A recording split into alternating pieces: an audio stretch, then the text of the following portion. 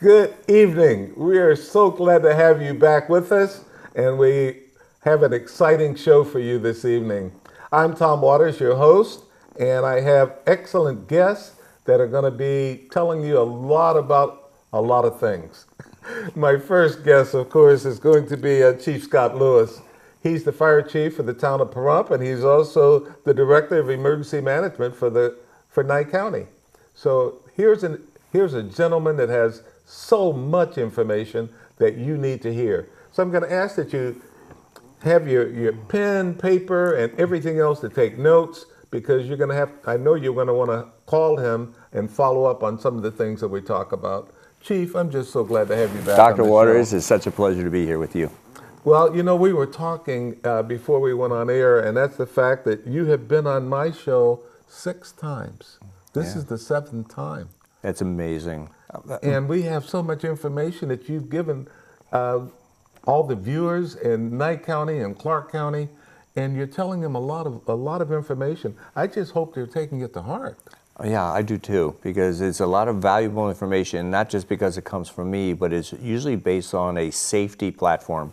And that's really what we're all about, just making sure we get the appropriate messages out and to make sure that our community is absolutely as safe as possible. You know, I watch TV, and I'm sure a lot of you're watching TV right now. So we watch TV and we see things of how things happen, and we just assume that that's reality. Yeah. We forget sometimes how the real world works. So I know I want to talk about all the different things that you've done, but give us first, in your background, how long you've been here, all the things, some of the things you've done, just a quick overview. Sure. Well, first of all, I've been in the fire service since 1980. I was a sophomore in college when I joined my first fire department. I was old enough to do so. Okay. And I ran with, it was located just on the edge of campus. And so I would go over there, study, and then ride on the engine with the other guys. Oh, great. So it was actually a very cool experience. But I've been at this pace now since 1988, and I've been in Pahrump since 2002. Okay. And this is by far one of the busiest departments that I've ever been a part of. And I've actually had the opportunity to run with some friends up at FDNY, and their stations are busy stations, but Pahrump by far, per capita and population, is a very, very busy department and has a lot of serious calls. It gives you the impression it was like an urban city department, but in a rural environment. Wow. Yeah, it's challenging, but again, if you love this, if you love fire and EMS, this is absolutely the best place to be. Now I have to ask, and this is not something we've talked about, but every time we have some of the veteran services, we bring out the fire truck with the flag. Can you give us some insight as to where that came from and how you got that? Sure. We were invited to actually participate, and we asked if it would be appropriate that we could be part of a flag raising portion, because there's no greater honor than us being out to the Chief DeCopa Cemetery and to the Remembrance area and the memorial site to partake in those events. It's really, really important for not only the community, but it's important for us as well. And we had our tower ladder, which was served at both World Trade Center events, and that's really where it started. Okay. Because before that, we didn't have an aerial device in Pahrump. There was an old snorkel way back when, but it was out of service and it hadn't been safety inspected for years. So it was taken away. It went to a burial ground for apparatus elsewhere. Okay. So the tower ladder, though, became a very important piece within the community, especially with its heritage and its bones. So that's where we first brought it out and started coming out to all the different events for our veterans, including our remembrance site down in the Calvat Eye. Yes. And so that's where it started, and we've just continued it. We love it. We love it when you do that. It shows the respect for, the first responders, the veterans, our community. And you're there with all of that, and we really appreciate it. Well, when you think about our community, just think of how many veterans are here. My wife works for the VA. She's a nurse practitioner, and she has her finger on the pulse of everyone who's out here. That is part of her patient care program.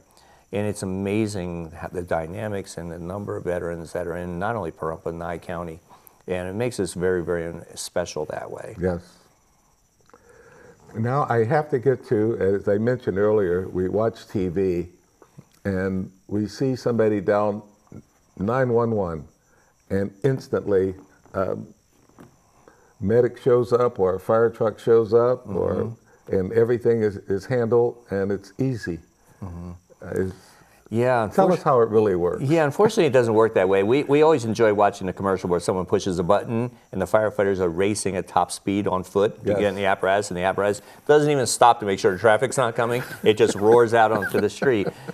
While I wish that we had those abilities and we had total traffic control, that's really not the case. So whenever we talk about 911 calls or pendant alarms or anything along those lines, we do not receive the call directly. Okay. It goes to the Nye County Sheriff's Office, which is where dispatch is, and they in turn go through their processes determining what kind of apparatus, what agency, and what area. So they do all that, and then they push buttons, make our alarm systems go off in the local stations, and then we have our response methodology. But just to even back up further, there's even more than when it gets to dispatch. So right now an incident occurs. You and I are sitting here right now. We have no idea that that incident's occurred. That's true. We don't know it until someone reports it. Well, they actually even have to discover it first. Okay. Once it's discovered, they report it, hopefully to 911. Hopefully they'll be in cell service, but there may be a delay there. Once the cell service call is made to 911, then dispatchers are engaged. They look at the location, make the determinants, what kind of apparatus or resources are needed. Is law enforcement needed as well?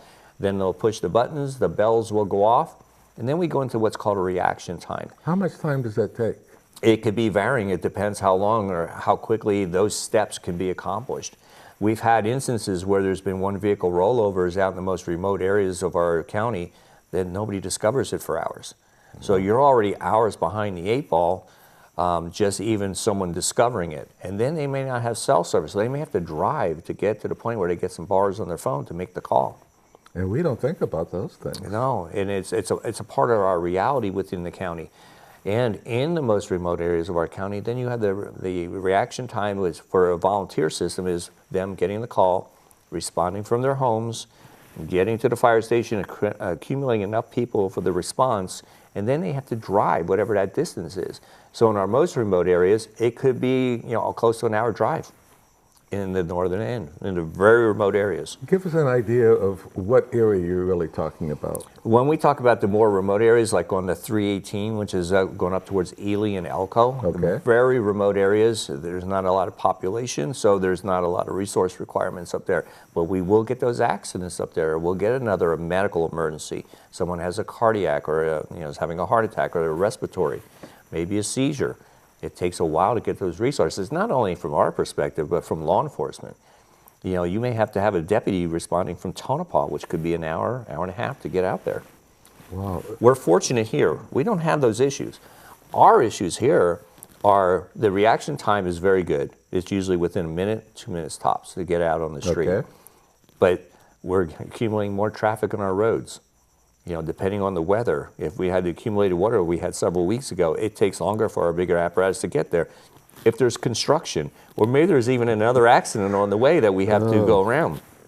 So we're fortunate that way, but we're still covering a large geographical footprint. And one of our challenges is simultaneous calls. So the closest resource may already be out on another call, which means the next furthest has to take that call. Like I said, watching TV, we don't see all of this. And I know there are many people that are watching the show this evening and wondering, well, what happens in those places like Ely and trying to get there, especially when you have the volunteers, that first they have to get the call and then they have to get to where they're going to go. Yeah. And people are waiting the whole time. And they are, and they don't understand that at the time. Even calls where it's taking us maybe 6 to 8 minutes, people think it's an hour. Yeah. They think it's 45 minutes. We have that illusion that it takes much longer because you're waiting. You're in a situation where you need immediate assistance in your mind, and you feel like it's an extended period of time. And there's nothing more we can do. big apparatus takes time. It's a truck. It doesn't just accelerate like a car. We have to extend the braking. We have to weave through traffic. It's just a factor. And so sometimes our ambulances, which are smaller, will get there first, and people don't understand. They're like, where's the fire truck? These guys are the fire department. They have their SCBA on board. They have their turnout gear on board. But the ambulance is a little bit quicker than a big truck. So they will get there first, or I'll get there first, and we start getting the game plan down. And, people who can be highly upset because something bad is happening, and they're like, well, where's this, where's that? It's all in the works.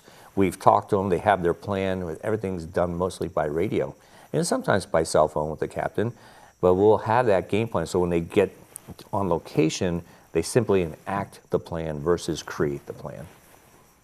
That's wonderful, just to know that that's happening. But like you said, that delay in the minds of the people that need the help, that's got to be, it's rough on them. It is. It's extremely difficult, and it is very frustrating, and it can create a lot of angst. And but we're on our way. And dispatch gets those calls out pretty quick. And but there are times when they're getting 5, 6, 7 calls simultaneously at dispatch, not just from fire and EMS. It's not like they're just sitting there waiting, but they're fielding other phone calls. They're taking care of other issues within the department, and they're also doing law enforcement. So there's all these different agencies, and they also manage everyone across the county. So Pahrump's very, very busy, and then you get a serious motor vehicle accident at 95 that Beatty and Amargosa are going to be responding to. They have to manage all that too with a very finite number of people. I know we're winding down in this session, and we've got so much more we want to talk about, because this is talk about emergency management all over, whether it's fire or anything else. So come back and join us for the next session. Welcome back. We're so glad to have you back with us. I'm still here with Chief Scott Lewis, and we're talking about all the things that you need to know when it talks about emergency management, talks about fires, it talks about safety. Those are the things that we're covering. And I'm hoping you're taking notes, because if you need to call Chief Lewis and say, you mentioned this, and I'd like to know more about whatever, that's why we're here, and that's why we're having this show this evening. So Chief, again, all the different details that we just take for granted, things that happen. I dial 911 and magic. That's what I look at. But what really happens in all that time? So the magic, as you described it, which is actually a very good descriptor, is that magic starts with the dispatcher. So there's the call taker who will take your 911 call. And I know that it may seem like a lot of information that they're requesting of you, but all that information is going into a computer system. Gotcha. And so that computer system is driving our response methodology. So as she's plugging that information on our screens and both our apparatus and our stations, it'll pop up and show there's a call coming out for a structure fire. It'll display the address. So if we're in close proximity, we can tap on that and actually start seeing some of the notes. And that drives what apparatus we're going to take to this call. Is it in an area with hydrants or no hydrants? It changes our response. So if it's a no hydrant area, we have to bring the larger water tenders with us that bring the water. The bigger amounts are like greater amounts of water. Versus an area that has hydrants, we bring the pumpers, which can tap into the hydrants and provide water to the scenes. So as the dispatcher is doing that, they are gathering all that information, especially on even medical events. Forget fires for a moment, but what is the age of the patient? What is prior medical history? All that goes in there so that we know what level we're going to be facing and whether or not we need just a single ambulance resource or maybe a dual resource, including an ambulance and a fire engine. And the reason is because the fire engines aren't just all for fires. They also have the ability for extrication and rescue, but they also act as a secondary mechanism for very serious medical events such as cardiac or respiratory arrests, where you need extra hands. You have the additional tools on board to provide the care, and you'll have the person from the engine riding with the ambulance to supplement that crew to get that patient successfully over to either the local hospital or to Mercier for a flight to trauma.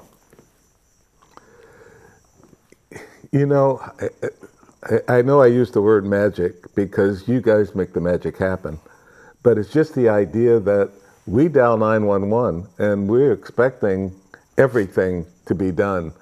But behind the scenes, in the thing that you're describing, from the first call to what you're looking at in the apparatus to see exactly what's going on, whether it's a structure fire or whether it's a heart attack. I mean, you're looking at all these things. And as chief, I know you always say it's a team effort, but you're leading this. So when you get there, what is it that you do? So my job, my responsibility is to manage and to choreograph the actions of all the responders and to keep track of the accountability for our firefighters. There's nothing more paramount to make sure all of our emergency responders are safe, because without them, we can't affect any type of successful management incident or manage the incident. So if I'm not sure that the firefighter is going to be safe going into that structure, I have to keep them out. If we have a life safety issue, is that life a savable life? It's a very difficult spot to be in. And in many cases across the country where firefighters are hurt or killed in serious fires, that incident commander has had to face that very difficult decision whether to send more people in. And there's been numerous instances where those rescuers become now the ones that need to be rescued and have since passed away. So it's a very difficult spot to be put in. And I'm not the only one that's put in that spot. Our captains or the senior firefighter, whoever's in charge of that particular incident, has that responsibility. But what people don't realize also is that those dispatchers are so important on it because they're actually helping us coordinate the incident. We have a very specific set of standards that we run on every structure fire. So if you see me at the tailgate of the car, it's not just because I'm taking a break, but that's actually where I'm running the scene from. Okay. I have my computer. I can read all my computer-aided dispatch notes. I'm managing where all of our people are, what their assignments are. So if something happens, if someone says, I am in help, I need assistance, I look to see who that is. I know exactly where they are, and that's where I send the additional teams in. So it's really running like a play. It's like but it starts at so many different levels. And the dispatchers are in there because they're giving me time, like you're 10 minutes into your assignment. They'll help me if I have to sound a mayday and get all the firefighters out of the building because it's an imminent threat of collapse. There's tones that they'll drop, make announcements so everyone hears everything.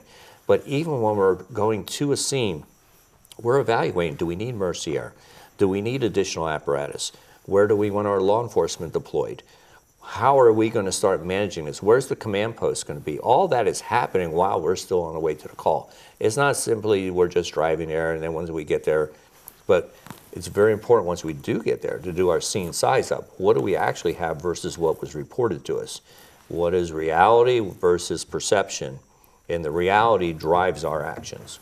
And many people don't realize that the information you get is only so valid as the real information.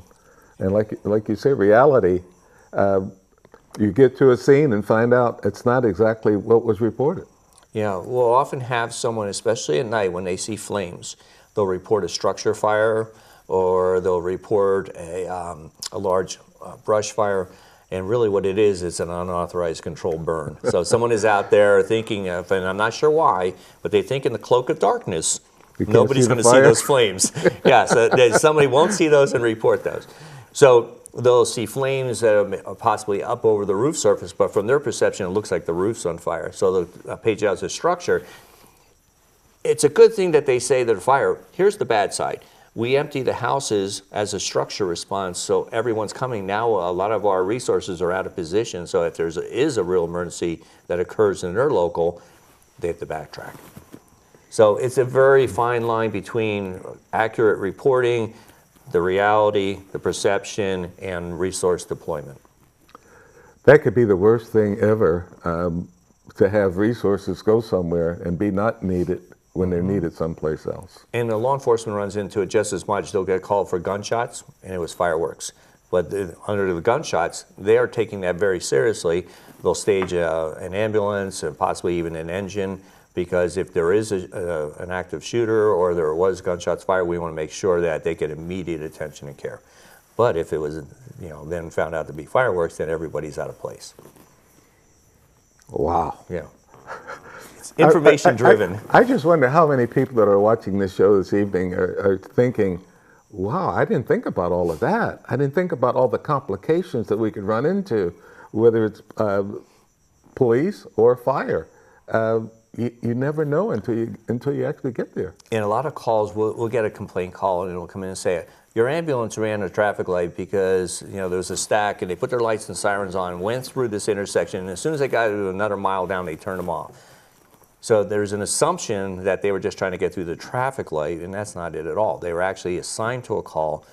But again, what we're talking about is an information exchange the entire time between the computer and the radio system. So they were literally canceled from the assignment. So they turn around and return to the station. But yeah, they turn their lights and sirens off and go back. It's no longer an emergency. And I have to say, Chief, I've often wondered about that as well. I've seen that a couple of times where they have the siren to get through the light, and then the siren goes off. Right. And I wonder, well, is it still an emergency? And they don't look like it's an emergency. The other area is when we're, be very specific at the intersections, is usually 160 and 372 gets backed up. So as our ambulance or our fire engine or even myself is approaching that intersection, going to an emergency, we'll still turn our lights and sirens off if all 3 lanes are blocked. And the reason is we don't want to force anyone else into a situation where they become in a motor vehicle accident and we now have an incident within an incident. So as soon as the light turns green for us, we reactivate our warning lights and allow the traffic to clear out so we can safely go through. If it's a dire emergency, and I will tell you there have been dire emergencies where a life is actually on the line, we try not to do this, but we'll have to kind of go up on the median just a little bit to get around the traffic. We really try not to do that. It's not good for the apparatus. It's not good for the motoring public. But there are those times where there's a very, very serious incident that's happening, and we need to get there now. That explains a lot for me, because I haven't seen you go around the traffic, but I have seen where all the lanes are blocked. We're talking 160 and 372, and the fire apparatus is there, turn off the lights, and traffic is blocked. And I've wondered, how can you get through, and why don't these people get out of the way? And that's just it. And it's again, it's a slippery slope because we don't want them to go out into the intersection where there's cross traffic and get involved in an accident, because we can't just drive by that. We have to now focus on that incident, and meanwhile, someone else is waiting for our response. So it's a very difficult situation. Hopefully we'll address some of those issues with better controls for traffic management. But there are those times, and we don't try to cause anyone frustration. We're just simply trying to get to the job we do.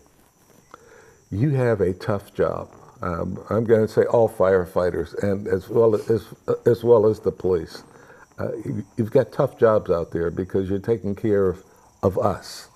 You're providing safe environments for us, and we have to realize that. And that, again, is why Chief Lewis is here on this show this evening, so that you can understand what they're going through as they prepare to take care of us. And that's just here in Pahrump. Just think about all those volunteers across the county.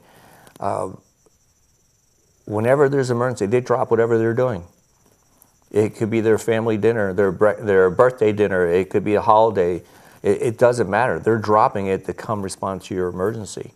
And I think that just speaks volume. Our career guys, no one says they're ever going to get food or, that they're going to get a good night's sleep. It's all a roll of the dice. But that's the sacrifice that both career and volunteer make when they do these things. And it's truly amazing, that mentality, when you think about it, people don't want to get out of bed in a cold night and go out there and it's 25 degrees outside and you're out there for hours managing a bad incident. And, we kind of talked about it, but we kind of went around it on the nature of these incidents. It's not just a matter of going out to a house fire and you go put some water on it and whatever one thinks. But when there's death or there's serious injuries or there's fatal motor vehicle accidents or one of your crew members is injured, whether it be law enforcement or fire EMS, it's a very serious thing and it takes its toll. And sleep deprivation, no matter what rank you are, that's a critical component too. It's just like, how do you manage that though? You can't just throw resources or money at every problem. you have to manage it somehow, and that's where it can sometimes be challenging. And you do a fantastic job. Thanks, Chief, for being here. Thank you, Dr. this Waters, evening. and congratulations on your retirement from the TV show. Thank you. And thank you for allowing me to be your seventh Thank you. time here.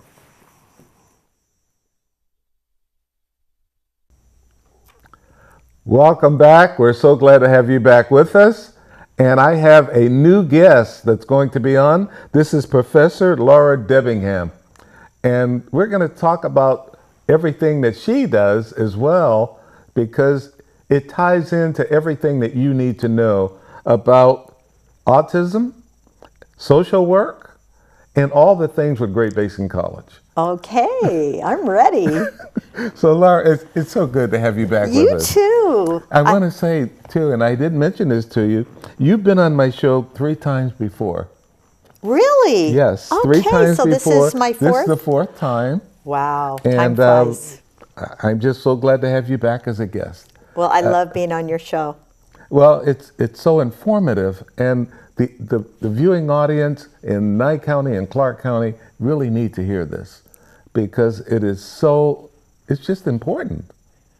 Well, I always say that Great Basin College is the best kept secret in rural Nevada. It certainly is. And it's an incredible institution. I'm so proud to be a part of it. This is my 9th year with GBC.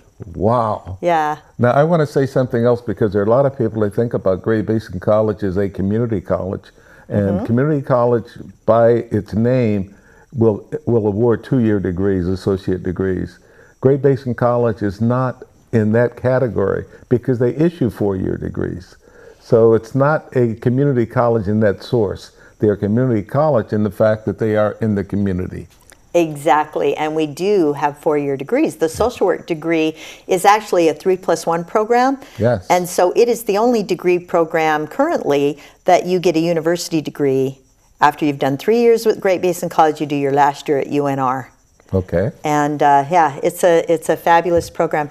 Great Basin College is 86,000 square miles. Wow. Yeah, we have a big campus. We have 4 different campuses. Winnemucca, Elko, Ely, and here in Pahrump. Okay. And I love being in the warm weather part of all of that. And, you know, rural Nevada, in some ways, acts a little bit like a third world country, I like to say, because it can be challenging to get resources, like your previous guest was talking about. Yes, getting yes. those resources out to where they're needed. And social work is one of those resources. And so I was raised in a very rural town, spent a lot of time in rural Nevada as a child as well. So my heart is here. And it really is a big part of my mission as the director of the social work program to get more social workers out there, to get mental health professionals into the rural communities where they're so needed and where so many of my students are. So another thing I wanted to share with you is go ahead. Even before you get to that, I know we have some people that are watching that are saying, I might be interested in social work. I might be interested in some of the other things that Professor Debbingham is talking about. So how can I get involved in that? And I know you're going to cover a lot of that. Yeah. I think the best thing that you can do is just sign up for Social Work 101. Take a class at Great Basin College. All of the classes that I offer are online. We have, let's see, I wrote it down here, 78% of our students are online. Oh, okay. And what's really cool about Great Basin College is we have students, I've had students as far north as Alaska and as far south as Florida. So, you know, online learning, you can live anywhere, but we really target the rural population in Nevada. That's the students. And a lot of my students end up being individuals who have already had another career. I had a firefighter who had been a firefighter for 30 years and then went to rehab and decided he wanted to be a social worker because those were the people that helped him the most in recovering from his addiction issues. And yeah, a lot of my students are either people who didn't have a social worker when they needed it or had the social worker that they want to be, or they just want to make a difference while they make a living. And social workers definitely make a difference. They really do. They really do. I've had a lot of different jobs as a social worker before I started teaching full-time, and a lot of what I did included court-ordered domestic violence classes. I owned an agency teaching that. Okay. I also taught court-ordered parenting classes. I facilitated a teen treatment program in the inner city in Las Vegas. I worked at Montana State Women's Prison. And so I've had a variety of jobs, and the fun part for me is sharing the wealth of opportunities that are out there for someone with a bachelor's degree in social work. And I also encourage all of my students to go on and get a master's degree, because that just opens more doors of opportunity for you. But starting off, they're going to Great Basin College, and the world just opens up. It does. And here in Pahrump, 68% of our students go part-time. Okay. So they have a job, they have families, and they're able to work in classes as they go. And the majority of my students don't go through and finish a degree in 4 years. They could if they went full-time, but the majority of my students go part-time and just do it as they can. And I always say, you're going to be older anyway. What's interesting is 68% of the students, of all of the students of Great Basin College go part-time, but 80% of my Pahrump students go part-time.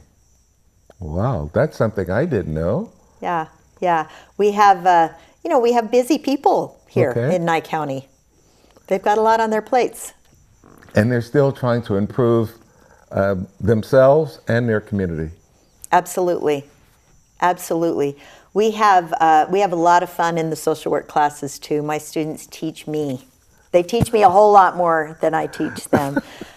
Give some examples of that. Well, they come from a very diverse backgrounds. Okay. And I've had students that have had full careers. I had one student who was in her 70s and had been a bartender for 30 or 40 years. Wow. So here she is. People would come in and order drinks and tell her their problems. And she's like, you know what? I want to do this without serving alcohol. and so I see this tenacity, this determination that my students have. I have students that do their practicum, their internship. Yes. So we set them up with an internship, and they do that in their own community. So they're already, being of service within their own hometown. And that's been really remarkable to see. A lot of people have this idea that a social worker is someone who takes your kids away, which is not necessarily true. A lot of I've had students in 5 different child protective service positions in 5 different communities in rural Nevada at the same time. And so here's something I've learned from a student. I had her call me up the other day. Hey, we need to do a toy drive for the children, the foster children in Nye County. So we did. We're doing a toy drive, and that's wonderful. Yeah, it's incredible to watch their energy and their compassion for people in the community who don't have a voice, like the children who are in foster care. Let's get some toys to them. So it's kind of cool.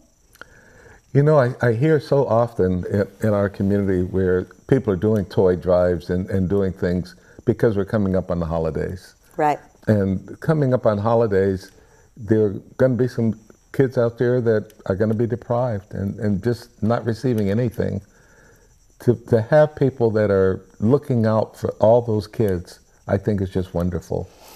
And where else would you look besides social workers to make that happen? Yeah.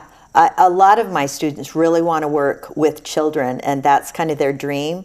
And I always tell them, well, that's where you can make the biggest impact. The younger they are, the bigger impact you can make on an individual. So for a while, I was a school social worker.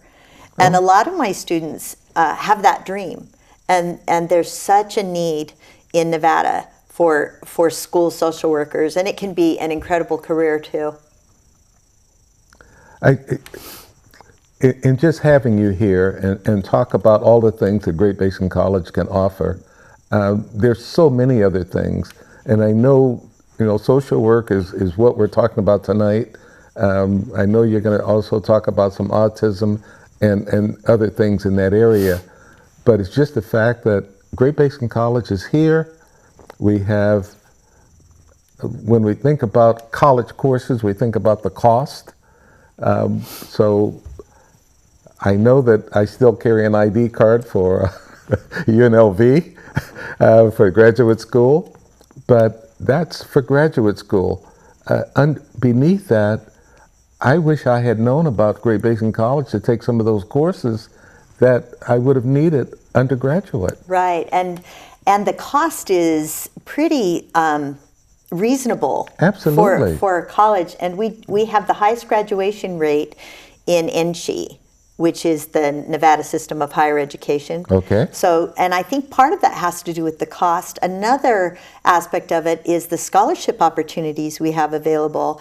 For the last couple of years, I've been on the scholarship committee at GBC. Okay. And I encourage all of my students to apply for every scholarship. We've got some incredible scholarships that have come available just specifically for social work students because there's such a need.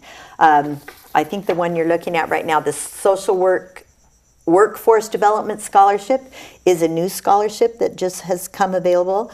There's also a stipend that has been put out there to help support upcoming social workers when they're doing their internship, when they're doing their practicum experience. We also have the Seroptimus Scholarship, which great. is a local, Yeah. So they have allotted that to social work students the last few times that they've given it out, and I'm very proud of that. I'm very proud when one of my social work young moms achieves that Dare to Dream scholarship. With so much available, I know you say GBC and I say Great Basin College. We're talking about the same thing. And we want everybody to start saying GBC because you're going to recognize it. And that's where we are. To have Professor Devingham here talking about all the things that Great Basin College offers right in our own backyard. And online, as she said, many of the students are online. And what percentage of that was that again? 78% of our students take online classes, but we have face-to-face classes too. And right here at the GBC in Pahrump, 2 of the courses that are required for my social work degree include Psych 101 and Political Science 101. And we're going to talk about those in our next session. Okay, great. Okay. Welcome back. We're so glad to have you back with us. I have Professor Laura Devingham with me, and she's going to continue to talk about Great Basin College and all the other things that you can do with Great Basin College. And not only that, some of the things that she's done. As a professional, she's done a lot that you don't know about yet. So we're going to hear that. So, Professor, tell us some of the other things that you haven't covered yet about Great Basin College and some things about social work. Okay, well, there's a wonderful program where the college offers professional funding for their professors to go to conferences. And so I applied for that funding last year and was actually accepted to be a presenter at the International Congress for Autism in Paris, France. In Paris? In Paris. So I got to deliver a paper that I wrote back in graduate school about autism. And it's all about how people on the spectrum have an incredible potential, and they can achieve that potential with a network of support. One of the things that I've learned, being the mom of a child on the autism spectrum and as a professional who's worked with a lot of kids on the spectrum and adults on the spectrum, is that we can't change these individuals, but what we can do is provide a network, a structure of support for them so that they can achieve their potential. And they're in really good company. If you Google famous people with autism, you will find that Jane Austen, Thomas Edison, Albert Einstein, Bill Gates shows some, there's just some incredible people out there who have changed the world, partly because they've had a structure of support so that they can achieve their potential. Okay. And I just had a great time. I dragged my husband with me, and I got to see France for the first time in my life, and I also got to bump elbows with some incredible people at this conference. I met some remarkable individuals that are making a real difference as social workers working with individuals with autism spectrum disorder. Well, you mentioned Paris, France, and since I spent a lot of time in Paris. Okay, that's old news to you. But I loved it, and just the fact that you were there and you had a great time presenting this. What kind of response did you get from that presentation? Well, I actually gave a review of it on GBC campus a few months ago. Okay. And so I brought it back to the community, and I'm going to be doing that periodically throughout the rest of my time at GBC. Okay. Because it was so well received. And so there's opportunities not just for people who sign up for classes, but for the community. So just, be aware, get on that website often, and you'll see that there's continuing education all the time going on over there at GBC. So you're encouraging everyone watching this program this evening, whether you're in Clark County or Nye County, to look at Great Basin College and look at the things that are available. Well, one thing, as I was going out the door today, one of my colleagues, who's a nursing professor, handed me this flyer and said, make sure that you talk about this bingo night that's coming up on January 16th, because they're raising money for the nursing students so they can meet their goals. So January 15th or 16th, January 16th at GBC, they're doing a bingo night. Okay, if they look at Great Basin College, they're going to be able to find all the things that are happening. Absolutely. Okay, and since you just mentioned a nursing program there, what are some of the highlights of the nursing program? Well, the nursing program is #1 in graduates who achieve their goals. And so it's the #1 nursing program in the state. I share a wall with the nursing professors, so I get to know them really, really well. And we just have the same goals. We just want the best for our students. We want them to achieve their potential. We've talked a little bit about how unmet potential is a heavy burden. Do you know who said that? Charles Schultz. Okay. Charles Schultz said unmet potential is a heavy burden. With and peanuts. so With yeah, peanuts. yeah, and look at what he did. He kind of changed the world drawing cartoons, and so that's one of our goals for all of our students at Great Basin College, is help them achieve their potential. And it doesn't matter how old you are, how young you are, let's get you in there and meet your potential, because the sky's the limit. If I can get a master's degree in social work, pretty much anybody can. I wouldn't say that now. Well, you're special. You're special on this. It's a challenge, but it's more about determination There and you hard go. work than Yes. anything else. Yes. The other thing I've heard about the nursing program is the fact that they have a 100% pass rate. They have a 100% pass rate. I hadn't heard that with any other nursing program. Yeah, it's pretty remarkable, and I've got to work with some of those students in a variety of ways. They have me come and guest lecture on domestic violence every semester, so I get to share that information with them. With the social work students, one of the things that we like to do to help, since the classes are online, we want to make sure, I always tell my students, the key term in the phrase social work is social. Right? So I get that most of my students would rather be taking a face-to-face class than an online class. So one of the things that I do, and in the nursing program they do this as well, is provide Zoom classes for them. Okay. So if I'm teaching a strictly online class, I can't require that students come to a Zoom meeting, but the majority of my students love the Zoom meetings, because I can see that. we get to discuss the topics that they're learning about. They get to share their insights and what they've learned, and we have a great time in those Zoom meetings. Now, if you're at work at Monday at noon, or you have another face-to-face class and you can't make it to my Zoom meeting, you're not going to get your grade docked for that. You have an alternate assignment where you can watch the recording and still write a report about it. So, so that's one of the things that we do, because we want to make sure, I just want to meet the needs of my students. A lot of my students are individuals that lead a very, very busy life. And so it's hard to fit something like that in, but it's part of what they enjoy the most. And honestly, it's what I enjoy the most as a professor. I tell my students, I'm not doing this for you as much as for me, because I want to get to know them. You know, I want to interact with them. When I started teaching, I was doing face-to-face classes, and then the pandemic hit. Yes. And we ended up having to go online for the majority of everything. So having these Zoom meetings is just kind of a nice balance. I think the Zoom meetings are very important, and I say that because when I renew my license, and my license is good for 10 years, it's now good through August of 2028. So if I decide to renew my license again, I'm going to have to, well, probably UNLV, but we take some of those classes are Zoom. Right. And yeah. I thoroughly enjoy talking to the other classmates on Zoom.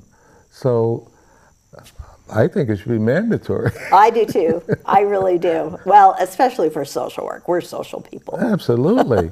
You get a chance to talk and share just some of the things you've talked about. I think that's wonderful.